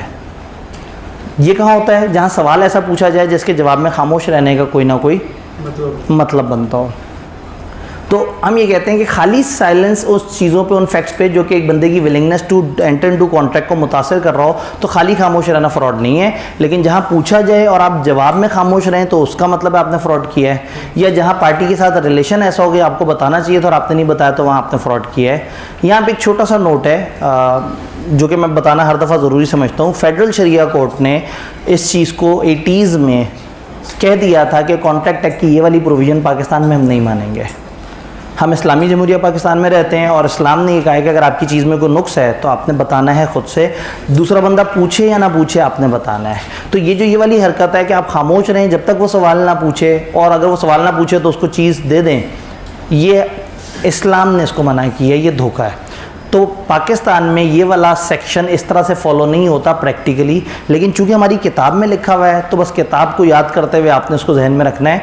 बट ज़मीर पे बोझ ना रहे तो इस चीज़ को समझ लेना है कि ये वाली साइलेंस हमेशा फ्रॉड है, जिसमें आप ख़ास तौर पे चुप हैं कि चलो ठीक है कोई बात नहीं, दूसरा नहीं पूछेगा तो मेरा फ़ायदा हो जाएगा। तो फ्रॉड 5 में से किसी चीज़ से होता है। एक्टिव कंसीलमेंट के ऊपर हमने थोड़ी सी बात की कि खामोश रहने से क्या मुराद है, कोई चीज़ छुपाने से क्या मुराद है। तो अगर किसी ने पूछा और आप खामोश रहे तो फ्रॉड है, आपकी फिड्यूशरी ड्यूटी थी फिर भी आप खामोश हैं तो फ्रॉड है। उसके अलावा कॉन्ट्रैक्ट एक्ट को नहीं लगता कि खामोश रहना फ्रॉड है, इस्लामिक शरिया को लगता है। फेडरल शरिया कोर्ट है पाकिस्तान में जो इस्लामिक कवानीन को देखती है, और ये समझे सुप्रीम कोर्ट के तकरीबन पार लेवल पे आ जाती है। उसने एग्जैक्टली कह दिया कि ये वाला कानून पाकिस्तान में एप्लीकेबल नहीं है। फ्रॉड के इफेक्ट्स क्या हैं? वही इफेक्ट्स हैं, वॉइडेबल हो जाएगा, और वो बंदा जिसके साथ फ्रॉड हुआ है चाहे तो परफॉर्मेंस का कहे चाहे तो डैमेजेस का कहते हैं। तो ये इफेक्ट तो वही हैं। अब एक्सेप्शंस टू वॉइडेबिलिटी। वॉइडेबिलिटी का क्या मतलब है? फ्रॉड हुआ तो मजलूम कॉन्ट्रैक्ट को कैंसिल कर सकता है। कुछ ऐसे केसेस हैं जिसमें मजलूम को कॉन्ट्रैक्ट कैंसिल करने का इख्तियार नहीं मिलेगा। अगर फ्रॉड हो जाए तो मजलूम कॉन्ट्रैक्ट को कैंसिल कर सकता है, लेकिन कुछ केसेस में वो फ्रॉड होने के बावजूद कैंसिल नहीं कर सकता, जहां साइलेंस फ्रॉड के बराबर थी और agree party had the means, options थे of discovering the truth with ordinary diligence. उस बंदे ने एक जगह जाके एक चीज़ खरीदी और सामने वाला बंदा जो है वो उससे सवाल पूछा, वो खामोश है। वो एक मार्केट में बैठा है जहाँ 250 फर्नीचर की दुकानें हैं। फ़र्ज़ करें वो उससे बॉस फर्नीचर की, बॉस नाम के ब्रांड की ख़ास तरह की कुर्सी खरीद रहा है, और पूछ रहा है भाई इस वाले ब्रांड में इस वाली तरह की कुर्सी में फ़ोम ये वाला लगा होता है या नहीं, नहीं लगा होता तो मुझे बता दो। और सामने वाला बंदा खामोश है, और वो खामोश है, वो आपको जवाब नहीं दे रहा, और आप ऐसी मार्केट में बैठे हैं जहाँ 2 मिनट में आपको पता लग जाना है। साथ वाली दुकान से ही जाके पूछ लेंगे तो वो आपको बता देगा। तो अगर सामने वाला बंदा साइलेंट था और आप थोड़ी सी दिक्कत से, ऑर्डिनरी डिलीजेंस, थोड़ी सी तहकीक से आप हकीकत तक पहुंच सकते थे, तो आपको चाहिए कि आप हकीकत तक पहुंचे। और अगर आप नहीं पहुंचे तो हो तो गया आपके साथ फ्रॉड, लेकिन कैंसिल करने की ऑप्शन ख़त्म हो गई आपके पास। कॉन्ट्रैक्ट एग्जीक्यूट होगा, हाँ डैमेजेस चार्ज हो सकते हैं, लेकिन फ्रॉड कैंसिल करने की ऑप्शन ख़त्म हो गई है। अगर साइलेंस की वजह से फ्रॉड था, एग्री पार्टी के पास ऑप्शन था कि सच तक पहुँचे और वो उसके बावजूद सच तक नहीं पहुँचा, then party gave consent in ignorance of fraud. एक बंदे ने दूसरे को फ्रॉड तो किया है, लेकिन जिसको उसने फ्रॉड किया उसने उस फ्रॉड को पिक नहीं किया। उसने फ्रॉड करने की कोशिश की है, लेकिन दूसरे बंदे को जो है उस फ्रॉड से फ़र्क ही कोई नहीं पड़ता। फॉर एग्जांपल हमने जो है वो अपनी क्लासेस का ब्रोशर लगाया और उस ब्रोशर में लिखा था कि जी आएँ आप हमारे पास, हमसे कमती लॉ पढ़ें, यहाँ पे बड़ा बेहतरीन टीचर कमती लॉ पढ़ाते हैं। नीचे लिखा है जी हम इतने रुपए में कमती लॉ पढ़ाते हैं। फिर नीचे लिखा है कि जी इस टीचर के जो बच्चे हैं उन्होंने लातादाद दफ़ा जो है वो मेरिट सर्टिफिकेट लिए। फिर नीचे लिखा है जनाब फलाना, फिर फलाना। एंड पे एक लिखा है कि जो इस टीचर से कमती लॉ पढ़ लेता है वो 5 साल में CA कंप्लीट कर लेता है। ठीक है, अब ये आखिरी बात में ना फ्रॉड किया कॉलेज ने, और ऊपर तक सब चला रहा था। आपने एग्रीमेंट उठाया, फॉर्म पे ऊपर की 4 कंडीशंस पढ़ी, नीचे 6 और दी हुई थी। आप 4 तक पहुँचते पहुँचते थक गए, आपने कहा बस ठीक है सही है अब और क्या पढ़ना। आपने एडमिशन ले लिया, पेपर दिया, फ़र्ज़ करें पेपर भी पास हो गया। 2-3 साल बाद किसी ने आपको बताया कि यार तुम्हें पता है कि SBI वालों ने धोखा किया था। मैंने कहा क्या धोखा? वो उनका फॉर्म देखो जाके, एग्रीमेंट देखो, उसमें लिखा था कि वो 5 साल में CA, जो बंदा वहाँ से C लॉ पढ़ के पास करता है उसका 5 साल में CA हो जाता है। आपको पता लगा, आप जनाब भागे आए, आपने कॉलेज से कहा जी आपने धोखा किया है। तो कॉलेज ने आपकी तरफ देखेगा, भाईजान आपने कैच किया था धोखा, हमने तो धोखा आपकी तरफ फेंका, कि आपने धोखा खाया था उस वक्त? आपने कहा नहीं धोखा तो नहीं खाया था। तो उनका फिर अब क्या करने आए हो? कहने का मतलब अगर एक पार्टी दूसरे को धोखा देने की कोशिश करे और दूसरी पार्टी ने जो एग्रीमेंट किया है वो उस धोखे की वजह से नहीं किया, उस इन्फॉर्मेशन की वजह से नहीं किया, उसने अपनी पसंद से किसी भी और वजह से किया है, तो इसका मतलब है कि उसने कॉन्सेंट हमें किस में दी है? In ignorance of fraud. ये टेक्निकल पॉइंट है। Party give the consent in ignorance of fraud. Fraud आप करते हैं कोई फैक्ट बता के, कोई झूठ बोल के, कोई बेईमानी करके, कोई चालबाजी करके। आप झूठ बोल रहे हैं लेकिन दूसरा बंदा उस इन्फॉर्मेशन में कंसर्न ही नहीं है, उसको ये फीचर चाहिए ही नहीं कि मैंने 5 साल में CA कंप्लीट करना है। उसको चाहिए कि बस ठीक है मैंने एक मुनासिब टाइम में CA कंप्लीट करना है। तो उसने इसलिए एडमिशन नहीं लिया था कि ये 5 साल में CA कंप्लीट कराने का कह रहे हैं, उसने इसलिए एडमिशन लिया था कि ठीक है जी कमती लॉ जो पढ़ाने वाले टीचर हैं, उसने कहा ठीक है जी मैं इनसे पढ़ लूँगा। तो कहने का मतलब है कि अगर कोई आपको धोखा देने की कोशिश करे और आपने धोखे को कैच ही नहीं किया तो फिर इररेलेवेंट है, फिर आप उसको कैंसिल नहीं कर सकते। किताब में IKIP की किताब में एक अच्छी एग्जांपल दी हुई है कि एक बंदा दूसरे से उसका हॉर्स खरीदने के लिए उसके अस्तबल में दाखिल होता है जहाँ पे हॉर्सेस होते हैं। अस्तबल के बाहर उस बंदे ने नोटिस लगाया हुआ होता है कि मेरे तमाम हॉर्सेस को कोई बीमारी नहीं है। इसने वो नोटिस पढ़ा ही नहीं, ये अंदर गया, इसने एक हॉर्स देखा, हॉर्स खरीदा, इसको ब्लैक कलर का हॉर्स चाहिए था, फ़र्ज़ करें इसको ऊंचे कद का हॉर्स चाहिए था, रेस में दौड़ने वाला हॉर्स चाहिए था, इसने वो ख़रीदा और आ गया। 3 फीचर चाहिए थे, ब्लैक कलर हो, ऊंचे कद का हो और रेस में दौड़ता हो। खरीद के ले आया। 5-6 महीने बाद पता लगा कि उस घोड़े को तो एक ऐसी बीमारी है जो कि पिछले 2 साल से इसको है और ये कभी भी मरने वाला है। उसने सोचा ये पता नहीं क्या हो गया मेरे साथ। बहरहाल वो मतलब घोड़ा मर गया, उसने जो है ना वो आंसू बहा लिए। फिर उसे अचानक ख्याल आया कि ज़रा जाके उस बंदे से पूछूं तो सही कि ये इस घोड़े को पहले से बीमारी थी या मेरे पास रहते रहते बीमारी हुई है। जब उसके अस्तबल गया तो दरवाजे पे वही नोटिस लगा हुआ था जिस पे एक तारीख लिखी हुई थी 3 साल पहले की, कि 3 साल पहले से वहाँ पे एक नोटिस लगा हुआ है कि हमारे किसी भी घोड़े को कोई बीमारी नहीं है। उसको अब पता लगा है कि उस दिन मेरे साथ फ्रॉड हुआ था, हालांकि उस दिन भी इसके साथ फ्रॉड नहीं हुआ था। अगर ये पढ़ता वो नोटिस कि मेरे घोड़े बीमार नहीं है और फिर घोड़ा खरीद लेता और घोड़ा बीमार निकलता, अब धोखा हुआ उसे। उसने इस वजह से तो घोड़ा खरीदा ही नहीं है कि वो सेहतमंद है या बीमार है। समझ रहे हैं? तो party gave consent in ignorance of fraud. तो पार्टी ने कॉन्सेंट दी है फ्रॉड की लाइल्मी की सूरत में, इग्नोरेंस ऑफ फ्रॉड की सूरत में। तो फ्रॉड और उसके एसेंशियल्स और फ्रॉड की हमने बातें की। फ्रॉड के साथ दूसरा टॉपिक जो कनेक्ट होता है दैट इज मिसरिप्रेजेंटेशन। इससे पहले कि हम मिसरिप्रेजेंटेशन की डेफिनेशन देखें, जरा मिसरिप्रेजेंटेशन के आगे देखते हैं। इसका इफेक्ट उसी तरह से कॉन्ट्रैक्ट वॉइडेबल हो जाएगा। पार्टी चाहे तो इंसिस्ट कर सकती है, चाहे तो कैंसिल करवा सकती है। मिसरिप्रेजेंटेशन और फ्रॉड में बेसिक फ़र्क क्या है? मिसरिप्रेजेंटेशन में आपकी नीयत साफ होती है और फ्रॉड में नीयत ख़राब होती है। फ्रॉड में आप चाहते हैं धोखा देना, मिसरिप्रेजेंटेशन में गलती से धोखा हो जाता है। कैसे होता है अभी हमने उसकी डेफिनेशन देखनी है इंशाल्लाह ताला। तो मिसरिप्रेजेंटेशन में सब कुछ फ्रॉड जैसा है, एसेंशियल्स भी फ्रॉड की तरह है और वॉइडेबिलिटी की एक्सेप्शन भी फ्रॉड की तरह से है। जिस पार्टी की कॉन्सेंट कॉज हुई है, अगर उसके पास ट्रुथ जानने का तरीका था ऑर्डिनरी डिलीजेंस से और फिर भी नहीं जाना तो वो उसको वॉइड नहीं कर सकता। Party give the consent in ignorance of misrepresentation. तो ये तकरीबन सारे फ्रॉड का पोर्शन तैयार करने के बाद आपने मिसरिप्रेजेंटेशन पे आके सिर्फ उसकी डेफिनेशन तैयार करनी है, बाकी सारी चीज़ें आपको पहले से पता है। वही इसके इफेक्ट्स हैं, वही सारी चीज़ है। बस फ़र्क कहाँ पे पड़ता है? फ़र्क पड़ता है डैमेजेस पे आके। यानी अगर हम इनके फ़र्क देखें तो फ्रॉड में इंटेंशन टू डिसीव है और मिसरिप्रेजेंटेशन में no intention to deceive. Fraud में एग्री पार्टी डैमेजेस भी मांग सकेगी, कैंसलेशन, और साथ कहेगी जब मेरा नुकसान भी भरो। मिसरिप्रेजेंटेशन में धोखा देने वाले ने धोखा देना चाहा नहीं था लेकिन उस बेचारे के साथ धोखा हो गया, तो ठीक है आप उसके साथ ये कर रहे हो कि आप कॉन्ट्रैक्ट को ख़त्म कर रहे हो, लेकिन अब वो आगे से आके कहे कि मुझे डैमेजेस भी चाहिए। ये अदालत डिफाइन करेगी कि यहाँ मिसरिप्रेजेंटेशन में डैमेज देने बनते हैं या नहीं। तो फ्रॉड में डैमेज आप हमेशा देंगे क्योंकि आपने नियतन धोखा दिया है। मिसरिप्रेजेंटेशन में आपने नियतन धोखा नहीं दिया तो यहाँ डैमेजेस देना आपके लिए ज़रूरी नहीं है। मिसरिप्रेजेंटेशन की डेफिनेशन पे चलते हैं। 3 चीज़ों को मिसरिप्रेजेंटेशन कहते हैं, इसको लॉजिकली समझते हैं। एक आध एग्जांपल देखते हैं और फिर तेज़ी से आगे चलते हैं। चैप्टर बड़ा है, इसमें चीज़ें ज़्यादा हैं और मैं चाह रहा हूँ कि इसके कोई कंटेंट मिस भी ना हो। और एक सवाल को मैंने लेक्चर एंड तक होल्ड करके रखा हुआ है कि कल क्लास होगी या नहीं होगी। तो हो सकता है, मैं चाह रहा हूँ कि हम इतनी गहराई में पढ़ें कि अगर आज हमारा टॉपिक पूरा ना भी हो तो हमारे पास कल का मार्जिन निकल आए। ओए होए, क्या कह दिया सर, आप ऐसा कैसे कर सकते हैं सर, ये जुल्म है, ये अन्याय है। अच्छा जी, तो लेक्चर ख़त्म होने के आखिरी 1-2 मिनट में हम ये वाले डिस्कशन करेंगे इंशाल्लाह। मिसरिप्रेजेंटेशन किसे कहते हैं? ऐसा धोखा जिसमें धोखा देने वाला धोखा देना नहीं चाह रहा था। इसकी एक बड़ी फेमस किस्म है अनवारंटेड स्टेटमेंट। एक बंदा दूसरे को एक जुमला दे देता है, उसको खुद को लग रहा होता है कि मैं जुमला सही बोल रहा हूँ, लेकिन उस गरीब की अपनी इंफॉर्मेशन के मुताबिक भी वो जुमला बहुत ज़्यादा सही नहीं होता और दूसरा बंदा धोखा खा जाता है। तो अनवारंटेड स्टेटमेंट का मतलब है कि ऐसी स्टेटमेंट एक ऐसा बंदा देता है जिसको लगता है कि वो सही है, हालांकि वो सही नहीं होती और उसको अभी 100% कन्फर्म भी नहीं होता और खामखा उसने दूसरे को स्टेटमेंट दे दी होती है। इरादा धोखा देने का नहीं होता, लेकिन अपनी इस कोताही की वजह से दूसरे को धोखा दे जाता है। तो उस कोताही की वजह से फिर उसका कॉन्ट्रैक्ट कैंसिल होने का हक ज़रूर है। तो अनवारंटेड स्टेटमेंट, जब एक बंदा पॉजिटिव स्टेटमेंट देता है कि एक फैक्ट ट्रू है, जबकि उसकी इन्फॉर्मेशन उसको ऐसा वारंट नहीं करे, उसकी इन्फॉर्मेशन की बिना पे उसको ऐसा नहीं लग रहा कि वो ट्रू है, हालांकि he believes it to be true, उसे लगता है वो ट्रू है, इन्फॉर्मेशन 100% कन्फर्म नहीं है उसके पास और वो दूसरे को वो इन्फॉर्मेशन पास ऑन कर देता है। तो इसको हम कहते हैं अनवारंटेड स्टेटमेंट। देन एक इंड्यूसिंग मिस्टेक होती है अबाउट सब्जेक्ट मैटर।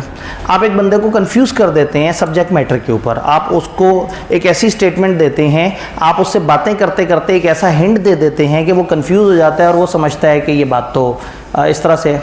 आप रेगुलर क्लास में तो उसकी कई एग्जांपल देखते हैं, लेकिन यहाँ मैं एक मशहूर एग्जांपल दूंगा जिससे बात इजीली समझ आ जाती है। तो एग्जिस्टिंग बच्चों को रिपीट होती हुई लग रही होगी, खैर आपको तो काफ़ी बातें रिपीट होती लग रही होंगी, पूरा लॉ ही रिपीट होता हुआ ज़ाहिर है, वही पढ़ा है तो वही रिपीट होना है। लेकिन मज़े की बात है कि बीलो ऐसा है कि आप आगे जाओ पीछे से भूल गया होता है, तो एटलीस्ट एक दफ़ा ये रिवाइज हुआ होगा ना, तो पीछे वाली सारी चीज़ें याददाश्त वापस आती जा रही है। मैं क्लास में तकरीर कर रहा हूँ, क्लास में तकरीर करते करते जिस तरह से बिटवीन द लाइन हल्का फुल्का मजाक चल रहा होता है, तो फ़र्ज़ करें मैं जो है वो कहूँ कि अब तो आपको पता है कि बहुत ज़्यादा ज़िम्मेदार लोग गवर्नमेंट चला रहे हैं और अब तो तजर्बाकार लोगों की हुकूमत है। अब देखना पाकिस्तानी इदारे कितनी बुलंदी से प्रवास करते हैं। तो एक प्रवास करने वाला इदारा यानी कि PIA जो है, उसका शेयर इस वक्त मार्केट में 7 रुपये का हुआ है, लेकिन ये शेयर कंफर्म 2-3 महीने बाद 200-300 रुपये का हो जाएगा, क्योंकि गवर्नमेंट के इदारों पे तो अरूज आने वाला है, चूँकि तजर्बाकार लोगों ने मुल्क चलाया हुआ है। ये मैंने बात की, आप भी मुस्कुरा रहे हैं, मैं भी मुस्कुरा रहा हूँ, और साथ में मैंने कह दिया कि अगर आप में से कोई जज्बाती हो जाए तो स्टॉक एक्सचेंज मत पहुँच जाना, मेरे पास शेयर्स पड़े हैं PIA के, मेरे से खरीद लेना, 200 का तो होना है, चलो मैं आप लोगों को 50 का बेच दूंगा, क्या याद करते हो? आप भी मुस्कुरा रहे हैं, मैं भी मुस्कुरा रहा हूँ। एक बच्चा अगली क्लास का इंतज़ार कर रहा था बाहर खड़ा होके, text bye sir Ali Imran. उसने कहा वो सर की, अब वो बाहर खड़ा हुआ सोच रहा है कि अंदर लॉ में ऐसी क्या बातें हो रही होती हैं, ये इतने सारे लोग क्यों इकट्ठे हुए होते हैं, ये क्या बातें कर रहे होते हैं। वो कान लगा के सुन रहा था, तो अंदर में बोल रहा था कि मेरे पास PIA के शेयर पड़े हुए हैं, मैं 50 रुपये का बेचूंगा और ये शेयर 200 रुपये का हो जाएगा, क्योंकि गवर्नमेंट अच्छा परफॉर्म कर रही है और गवर्नमेंट के इदारे ऊपर जाने वाले हैं। इसका मतलब है कि मेरे उस जुमले ने उसको कंफ्यूज कर दिया। अगले दिन बच्चा आया मेरे पास, उसने कहा सर मुझे आपसे शेयर खरीदना है। मैंने कहा आपको कैसे पता मेरे पास शेयर्स हैं? उसने कहा सर हमारी भी एक बेस है, हमारा भी एक वर्किंग है, हमारी भी एक रिसर्च है। तो कहता है मुझे ये भी पता है कि आपने 50 रुपये का मुझे बेचना है। यार बड़ी बात है, तुम्हें पता है तुम जो चीज़ खरीद रहे हो वो सही चीज़ है? मैंने कहा हाँ सर। यार PIA है, PIA का शेयर इस वक्त मार्केट में 7 रुपये का है। उसने कहा सर वो छोड़े, मुझे पता शेयर के साथ क्या होने वाला है, आप शेयर बेचने वाली करें। मैं ठीक है पकड़ो शेयर, पैसे लिए। अब मैंने धोखा देने की कोशिश नहीं की है, लेकिन उसको धोखा हुआ है और धोखा मेरी वजह से हुआ है, मेरे ही जुमले से हुआ है। तो ये बड़ा क्यूट सा धोखा है, बड़ा मासूम सा धोखा है। मतलब मैंने धोखा नहीं देना चाहा, लेकिन धोखा हो गया। तो ये इनोसेंट, इसको हम कहते हैं इनोसेंट मिसरिप्रेजेंटेशन। इनोसेंट, क्यूट सी मिसरिप्रेजेंटेशन, मासूम सी मिसरिप्रेजेंटेशन। अब party to an agreement induces, एक पार्टी टू एग्रीमेंट कन्विंस कर देती है किसी को, हाउएवर इनोसेंटली, मासूमियत में, मासूमियत में बाहर खड़े बच्चे को कन्विंस कर गया। The other party to make a mistake as to nature और quality of the subject of the agreement. मैंने बाहर खड़े बच्चे को उस चीज़ की नेचर, क्वालिटी के बारे में कुछ चीज़ गलत फहमी क्रिएट कर दी, और अब उस बंदे ने मेरे साथ कॉन्ट्रैक्ट किया, तो मेरी ही फैलाई हुई गलत फहमी की वजह से वो बेचारा कन्विंस हो गया। तो ये भी मिसरिप्रेजेंटेशन है। मेरा इरादा धोखे का नहीं था, लेकिन उसका इरादा धोखा खाने का था। तो अब अगर वो बाद में साबित कर दे कि सर वो आपके जुमले की वजह से धोखा हुआ है, तो ठीक है, अवॉइडेबल ऑप्शन मिल जाएगी। लेकिन शायद डैमेजेस के ऊपर मैं कहूँगा यार अब ये बहुत ओवर हो गया काम, अब तो चलो मान लिया तुम्हें मेरी वजह से धोखा हुआ है, तो अदालत पे डिसाइड करेगी कि डैमेजेस हैं या नहीं है। मिसरिप्रेजेंटेशन में ज़्यादा डैमेजेस नहीं होते, कॉन्ट्रैक्ट कैंसिल हो रहा होता है। इसमें एक ऐसा जुमला बोला जो मुझे लगता है सच है, जबकि वो सच नहीं है। इसमें हमने कोई ऐसी बात कर दी जिससे दूसरा खामखा कन्विंस हो गया, हमने उसको बेवकूफ़ बनाने का इरादा नहीं था। तीसरे में एक ब्रीच ऑफ ड्यूटी होती है। आप अपनी ड्यूटी में कोई गफलत करते हैं, आप अपने काम में कोई कोताही करते हैं और ऐसी कोताही करते हैं कि उससे आपको खुद को ही फ़ायदा हो जाता है। जब एक ऐसी कोताही आप करेंगे जिससे आपको खुद को फ़ायदा हो जाए और किसी दूसरे को नुकसान हो जाए, तो इसको हम कहते हैं ब्रीच ऑफ ड्यूटी। इसकी लैंग्वेज थोड़ी सी टेक्निकल है, लेकिन अगर बात समझ आ जाए तो आपके लिए ज़्यादा मुश्किल बात नहीं है। ब्रीच ऑफ ड्यूटी का मतलब है कि मैं एक ऐसी ड्यूटी सही से अदा ना करूं जिससे गलती से फ़ायदा मुझे ही हो जाए या मेरे साथ मौजूद किसी बंदे को फ़ायदा हो जाए। फॉर एग्जांपल, हमारे पास एक फ्रंट ऑफिस में एक बंदा जो है वो आपका एडमिशन फॉर्म भर रहा था और हम लोगों ने फ़र्ज़ करें एक डिस्काउंट रखा हुआ था कि एक डिस्काउंट जो सारे बच्चों को मिलेगा क्योंकि इकोनॉमिक डिस्टर्बेंस चल रही है। फॉर एग्जांपल, हमने कहा कि 15% डिस्काउंट दे देना हर आने वाले बच्चे को, क्योंकि इस वक्त मार्केट में काफ़ी ज़्यादा मुश्किलात हैं। उस बच्चे ने उस एडमिशन ऑफिसर से गलती हुई। उसकी ड्यूटी की एक ऐसी गफलत होती है कि वो गलती से डिस्काउंट मेंशन करना भूल गया और फुल अमाउंट में आपका एडमिशन करके आपसे फुल पैसे ले लिए। अब हमारे एक ऑफिसर से गलती हुई है, लेकिन गलती भी इतनी हसीन कि उसका फ़ायदा हमें हो गया। अगर गलती ऐसे होती कि वो 2 दफ़ा डिस्काउंट दे देता तो फिर मानते कि वो गलती है। एक ऐसी गलती जिसका फ़ायदा भी हमें हो जाए तो वो गलती शायद गलती नहीं मानी जाएगी, शायद ये माना जाएगा कि ये गड़बड़ हुई है। अब वो कसम खा के कहते मेरी नीयत साफ़ थी, तो हम कहेंगे चलो तुमने फ्रॉड नहीं किया, लेकिन बहरहाल मिसरिप्रेजेंटेशन हो गई है। तो इसमें क्या होता है, any breach of duty which without an intent to deceive, आपका इरादा धोखा देने का नहीं था, आपने एक ब्रीच ऑफ ड्यूटी की, gains an advantage to person committing it, उस बंदे को कमिट करने का फ़ायदा हो गया, और any one claiming under him, या कोई भी बंदा जो उसके साथ मौजूद है, बाय मिसलीडिंग एन अदर, किसी और को मिसलीड करके, टू हिज प्रेजुडाइस, उसका नुकसान करके, और to the prejudice of any one claiming under him. मेरे बंदे ने ड्यूटी में गफलत की, मेरा फ़ायदा हो गया और दूसरे का नुकसान हो गया, तो ऐसे में मैं कहूँगा कि मेरी तरफ से दूसरे बंदे के लिए मिसरिप्रेजेंटेशन हुई है। कोई भी ऐसी ब्रीच ऑफ ड्यूटी जिसमें आप ड्यूटी की गफलत दिखाते हैं और उसका नुकसान आपको नहीं होता, सामने वाले को होता है। वही साइलेंस वाले केस में ही अगर हम बात कर लें कि अगर एक बंदा दूसरे को एक चीज़ बेच रहा है और उस चीज़ में ख़राबी है, वो सोचता है इसकी ख़राबी बताऊंगा तो रेट गिर जाएगा, वो ख़राबी नहीं बताता और महंगे पे बेच देता है। उसका इरादा ये नहीं है कि दूसरे को गाड़ी चलाते हुए दिक्कत हो, उसका इरादा है कि मैं ज़्यादा प्रॉफिट कमा लूँ। तो एक बंदे ने एक ब्रीच ऑफ ड्यूटी की, ड्यूटी ये थी कि वो बताता कि इसके इंजन में क्या ख़राबी है, उसने ड्यूटी में गफलत की, नहीं बताया। क्या उसका इरादा डिसीव करने का था? नहीं, उसका इरादा तो फ़ायदा उठाने का था। उसने एक एडवांटेज उठा लिया उस बंदे के अगेंस्ट जिसने उसको लिया है, और उस बंदे को मिसलीड कर दिया और उसका नुकसान हो गया कि वो जब गाड़ी यूज़ कर रहा था तो उसके इंजन की ख़राबी की वजह से उस बेचारे को बार बार खर्चा करना पड़ता था। तो आपने ब्रीच ऑफ ड्यूटी की बगैर इस इरादे के कि दूसरे के साथ कुछ बुरा हो, लेकिन आपकी उस ड्यूटी की गफलत की वजह से, आपकी एक जिम्मेदारी पूरी ना होने की वजह से फ़ायदा भी आप ही को हो गया और दूसरे को नुकसान हो गया। इसकी एक टिपिकल एग्जांपल जिससे बात समझ आ जाती है कि एक ऑफिस में एक बंदे को कहा गया कि ऑफिस में 500 लोग हैं, आपने पर्चियाँ डालनी है और फिर उन वो एक बॉक्स में डाल के उस बॉक्स को गोल गोल घुमाना है, फिर हाथ डाल के पर्ची निकालनी है, जिसका नाम निकल आए उसको उम्रे का टिकट मिल जाएगा कंपनी की तरफ से। उसने एक बॉक्स में सबकी पर्चियाँ डाली, एंड पे अपना नाम लिख के भी बॉक्स में डाल दिया, बस गलती ये हुई कि बॉक्स घुमाना भूल गया। फिर बॉक्स में अंदर हाथ डाला, पर्ची निकाली, अपनी ही पर्ची निकल आई। तो अब उसकी नीयत तो साफ थी, उसका इरादा धोखे का नहीं था, लेकिन ये एक अजीब सी हरकत है, ऐसी ब्रीच ऑफ ड्यूटी, उसी को फ़ायदा हो गया और उसके कोलीग्स को नुकसान हो गया। तो इसका मतलब है, इसको हम क्या कहेंगे? मिसरिप्रेजेंटेशन। तो ये इसमें सबसे टेक्निकल ये जुमले हैं, कोई भी ब्रीच ऑफ ड्यूटी जो बगैर इस इरादे के धोखा दें, एडवांटेज दे दे उस बंदे को जो कमिट कर रहा है या जो भी उसके साथ मौजूद है, बाय मिसलीडिंग एन अदर, किसी और को धोखा दे के, टू हिज प्रेजुडाइस, उसको नुकसान पहुंचा के, या prejudice of anyone claiming under him. जी, यहाँ पे एक भाई कुछ कहना चाह रहे थे, हो गया। तो मिसरिप्रेजेंटेशन में टेक्निकल चीज़ है, इसकी डेफिनेशन इसको याद करना है, मैंने समझा भी दी है, लेकिन अल्टीमेटली पेपर में आपकी याददाश्त चाहिए होती है डेफिनेशन में, बट आपको हर तरह से समझ आ जाए कि व्हाट इज़ मिसरिप्रेजेंटेशन और व्हाट इज़ फ्रॉड। तो बेसिक फ़र्क इंटेंशन का है। जल्दी से इस यूनिट के एंड पे आते हैं, विच इज़ मिस्टेक। अब गालबन ये शायद नहीं आपसे पढ़ा जाएगा, शायद आगे की लाइट्स ऑफ होने से शायद थोड़ा बेहतर हो जाए। देखें, अगर आपका हाथ पड़ा है, या ख़वातीन को थोड़ा सा ताउन करना पड़ेगा, आपके बिल्कुल हाथ के करीब है। नहीं, ऊपर वाला बटन ऑफ करके देखें। अरे वाह, इत्तफाकन पहला ही किसी हद तक विजिबल है, ठीक है। मतलब लेकिन बाकी लाइट्स बंद करेंगे तो ज़ाहिर है वो एक आप लोग साथ साथ पढ़ रहे हैं, देख रहे हैं, आपके लिए दिक्कत होगी। बस इतना कि हमारा काम चल जाए। जो मिस्टेक है, मिस्टेक हमने बात की थी कि मिस्टेक कई तरह की हो सकती है। मिस्टेक टू साइडेड हो तो वॉइड होती है, वरना उसके अंदर अलग अलग आउटकम है। जब मिस्टेक की बात करें तो किताब ने इसको इस तरह से फ्लो चार्ट की फॉर्म में नहीं बताया, किताब ने टेक्स्ट की फॉर्म में बताया है। तो मैं एक दफ़ा इसका फ्लो बता देता हूँ, तो फिर आपको किताब का लिखा हुआ टेक्स्ट भी इजीली समझ आ जाएगा इंशाल्लाह। मिस्टेक लॉ की हो सकती है और मिस्टेक फैक्ट हो सकती है। लिखा हुआ है मिस्टेक ऑफ लॉ और ये लिखा है मिस्टेक ऑफ फैक्ट। तो मिस्टेक ऑफ लॉ भी हो सकती है, आपको गलती कानून समझने में भी हो सकती है और गलती फैक्ट समझने में भी हो सकती है। फैक्ट का मतलब है ये चीज़ किस रंग की है, कितने रुपए की है। याद है वो घोड़ा, उसके एक फैक्ट के वो ब्लैक कलर का है, वो ऊंचे कद का है, वो रेस में दौड़ता है, ये फैक्ट्स हैं।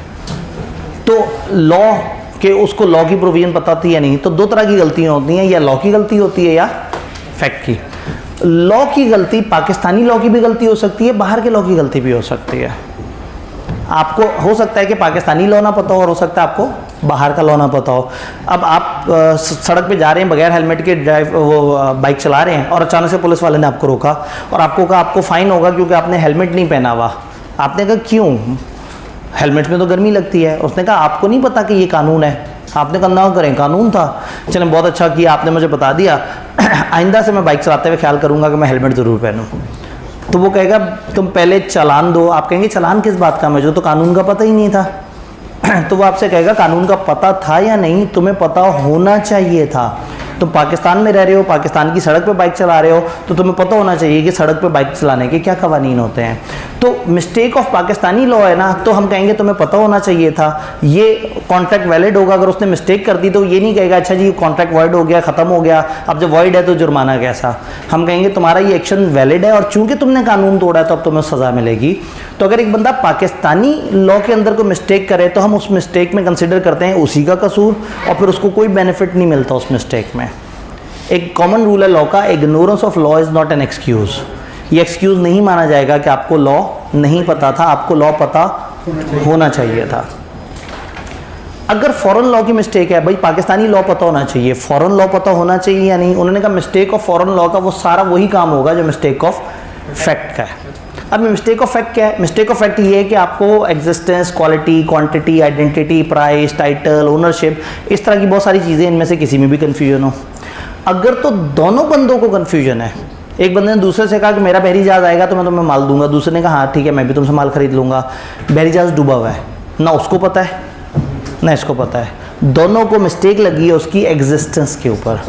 तो मिस्टेक क्वालिटी पे भी हो सकती है, क्वांटिटी पे भी हो सकती है। बेचने वाले को लगता है कि वो अनवर एटोल आम बेच रहा है, खरीदने वाले को भी लगता है कि वो अनवर एटोल आम खरीद रहा है, लेकिन वो अनवर एटोल आम नहीं है। दोनों के दोनों को गलती लगी है।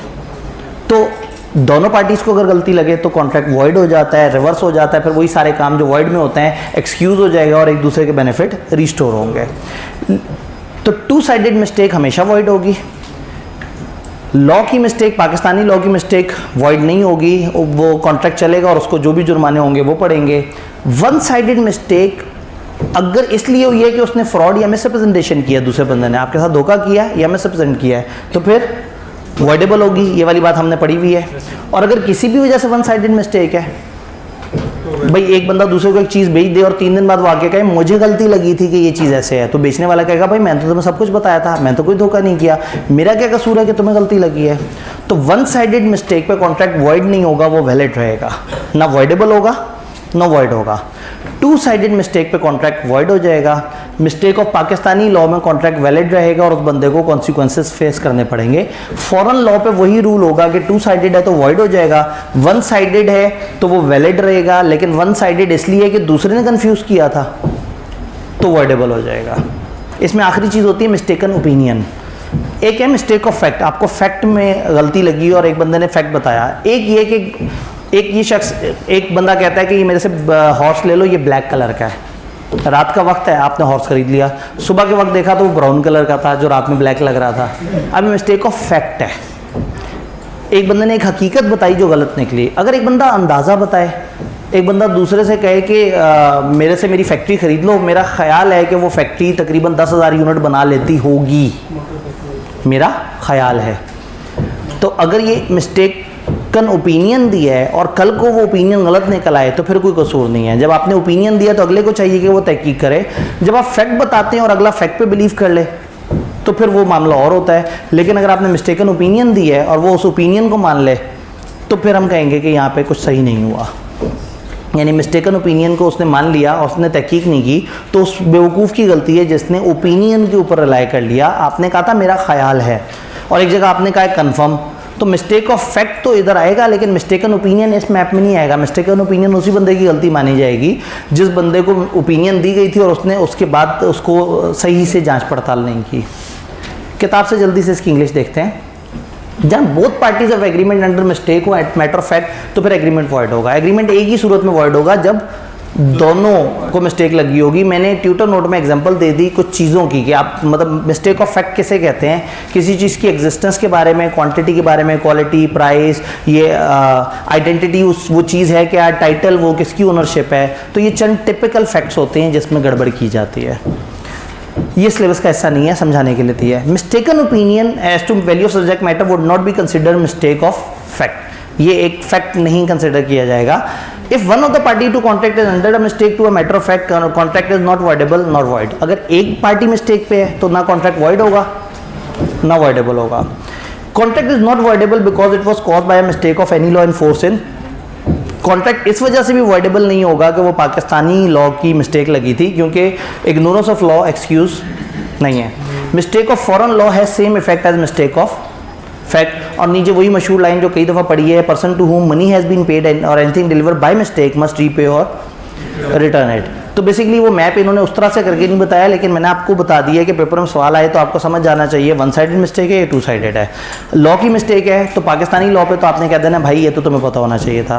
फॉरेन लॉ है तो आपने चले जाना दूसरी तरफ। मिस्टेक अगर वन साइडेड और टू साइडेड हो तो फॉरेन से अवॉइड कह देना है। अगर वन साइडेड हो तो तहकीक करनी है, देखना है कि सवाल ने कोई हिंट दिया है। अगर फ्रॉड या मिसरिप्रेजेंटेशन की वजह से हुआ है तो अवॉइडेबल होगा। और अगर उस बंदे ने खुद ही गलती खाई और सामने वाले ने कुछ नहीं किया था तो फिर वन साइडेड मिस्टेक उसी के अपने कसूर की वजह से। तो यहाँ तक हमारी डिस्कशन हुई है पहले एसेंशियल पे, जो कि ज़रा ज़्यादा बड़ा था, जिसमें ज़्यादा डिस्कशन थी। पहला एसेंशियल किस चीज़ को डील करता है? Free consent. कॉन्सेंट तब फ्री होगी जब उसमें वो 5 बातें ना हो। हमने उन 5 बातों को पढ़ा और ध्यान से डिटेल से यूनिट में उनको सबसे ज़्यादा पसंद चैप्टर 4 है, क्योंकि इस यूनिट में एक ही प्रॉपर काम का चैप्टर है। तो इसलिए हर चीज़ को हमने ज़रा ज़्यादा टाइम लगा के समझा, ये जहन में रखते हुए कि हमारे पास थोड़ा सा मार्जिन कल के दिन भी निकल सकता है। वो तो हमने आखिरी 2 मिनट में बातें करनी है ना, अभी मार्जिन है, अभी बढ़ते हैं आगे। वॉइड एग्रीमेंट, हमने कहा कि 5 एसेंशियल में से आखिरी एसेंशियल ये है कि agreement expressly declare to be void ना हो। लॉ ने एक लिस्ट बता दी है, उसने कहा भाई तुम लोग जो आपस में मामले तय करो, कोई मसला नहीं है, वो बाद में देखा जाएगा वो सही है या नहीं। लेकिन 8 ऐसी चीज़ें हैं जो मैं पहले से बताए दे रहा हूँ कि वो गलत है। ओरिजिनल लॉ में ये 8 हैं। अगर आपको किसी ICAP के सोल्यूशन में 8 लिखी नजर आए तो परेशान नहीं होना, ये असल में 8 हैं। इनमें से 2 हमने कंटिजेंट कॉन्ट्रैक्ट में पढ़ लिया, वो जो इम्पॉसिबल एग्रीमेंट है और जो इम्पॉसिबल चीज़ पे कंटिजेंट है वो बना होता है। यहाँ किताब हमें 5 चीज़ें बता रही है। 5 ऐसी चीज़ें हैं जो वॉइड एब इनिशियो हैं। 5 ऐसे एग्रीमेंट है जो एग्रीमेंट ही गलत हैं। कॉन्ट्रैक्ट तो दूर की बात है, वो एग्रीमेंट ही गलत है। 5 चीज़ों की लिस्ट उन्होंने बताई है कि वो गलत है। वॉइड एग्रीमेंट क्या है? वो पुरानी बातें हैं। Agreement unenforceable by law is said to be void. जो राइट फ्रॉम द टाइम जब वो बने थे तब से वॉइड होते हैं, उनको क्या कहते हैं? वॉइड एब इनिशियो। जब एक एग्रीमेंट वॉइड होगा तो जितने भी एग्रीमेंट उससे कलेक्ट्रल कनेक्टेड या इस तरह से होंगे वो सब के सब वॉइड हो जाएंगे। स्टेप आगे चलते हैं। Expressly declared void agreement, 5 agreement है जिनमें से 3 की एक्सेप्शंस भी हमारे सिलेबस में है और बाकी चीज़ों को हम देखते हैं। अनसर्टन एग्रीमेंट, 5वें से स्टार्ट करते हैं। अनसर्टन एग्रीमेंट ऐसा एग्रीमेंट जिसकी मीनिंग क्लियर नहीं है, ऑफर में कोई डाउट है, एक्सेप्टेंस में कोई डाउट है। एक ऐसा एग्रीमेंट जिसमें दोनों पार्टीज में से किसी एक की तरफ से कोई मिस क्लैरिटी और समझ नहीं आ रहा कि ये एग्रीमेंट सही है या गलत है। एक दफ़ा ICAP में सवाल आया था कि एक बंदे ने दूसरे को कहा कि जी मैं आपको ये टीवी बेचूंगा, जब आप खरीदने आओगे या तो 10% डिस्काउंट दे दूंगा या 15% डिस्काउंट दे दूंगा। तो इसमें क्लैरिटी नहीं है, सर्टेनिटी नहीं है कि डिस्काउंट असल में 10% है या 15%। जब वो खरीदने गया तो उसे 10% डिस्काउंट मिला, उसने रोला डाल दिया कि जी मैं तो सोच रहा था मुझे 15% डिस्काउंट मिलेगा। तो जो अनसर्टेन एग्रीमेंट है, लॉ ने एक्सप्रेसली कह दिया कि ये वॉइड है, आप इसके ऊपर काम नहीं कर सकते। Then agreement in instant of marriage, यहाँ लॉ ने अचानक से जो है वो मासूम बच्चों को जो है वो जहन में रखते हुए उनके जज्बात जगाने की कोशिश की है, उनको उनके राइट्स याद कराए हैं। वो कहते हैं law regard marriage and married status as the right of every individual. Law ये मानता है कि शादी और शादीशुदा ज़िंदगी या शादीशुदा कहलवाना ये हर बंदे का राइट है। तो कहते हैं जब ये हर बंदे का राइट है तो ख़बरदार कोई कॉन्ट्रैक्ट एक्ट में ऐसा कॉन्ट्रैक्ट नहीं होना चाहिए, लाइट ओपन की जा सकती है। कॉन्ट्रैक्ट एक्ट में कोई ऐसा कॉन्ट्रैक्ट नहीं किया जा सकता जिसमें आप कोई तिजारती कॉन्ट्रैक्ट करते हुए सामने वाले बंदे से कहें कि ठीक है जी मैं तुमसे कुर्सियाँ खरीद रहा हूँ, जब तक तुम कुर्सियाँ सप्लाई नहीं करोगे तुम शादी नहीं करोगे। वो कहेगा भाई कुर्सियों का मेरी शादी से क्या ताल्लुक। तो कहने का मतलब है कि समाजी तौर पे तो बहुत सारे कॉन्ट्रैक्ट आपको शायद शादी करने से रोक दें, तिजारती कॉन्ट्रैक्ट, कॉन्ट्रैक्ट एक्ट का कॉन्ट्रैक्ट एक बंदे के ऊपर ये पाबंदी नहीं लगा सकता कि वो शादी नहीं करेगा। ये बात समझ आ रही है? तो किसी को के साथ ही एग्रीमेंट करना, अगर कोई बाइंग एंड सेलिंग के कॉन्ट्रैक्ट एक्ट के तहत कि आप शादी नहीं करोगे तो वो मना है। Every agreement and restraint of marriage of any person is void.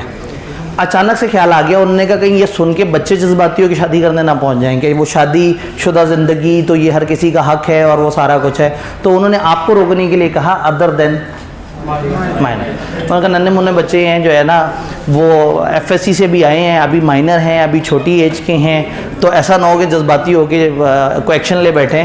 तो उन्होंने कहा किसी को शादी से रोकना मना है लेकिन माइनर को शादी से रोकना बड़ा सवाब का काम है। तो एक्सेप्शन ये है कि माइनर को शादी से रोका जा सकता है लेकिन मेजर को शादी से रोकना जो है वो पाप है, वो गुनाह है। कॉन्ट्रैक्ट एक्ट जो है वो आपके बुनियादी हकूक़ आपको बताने की कोशिश कर रहा है।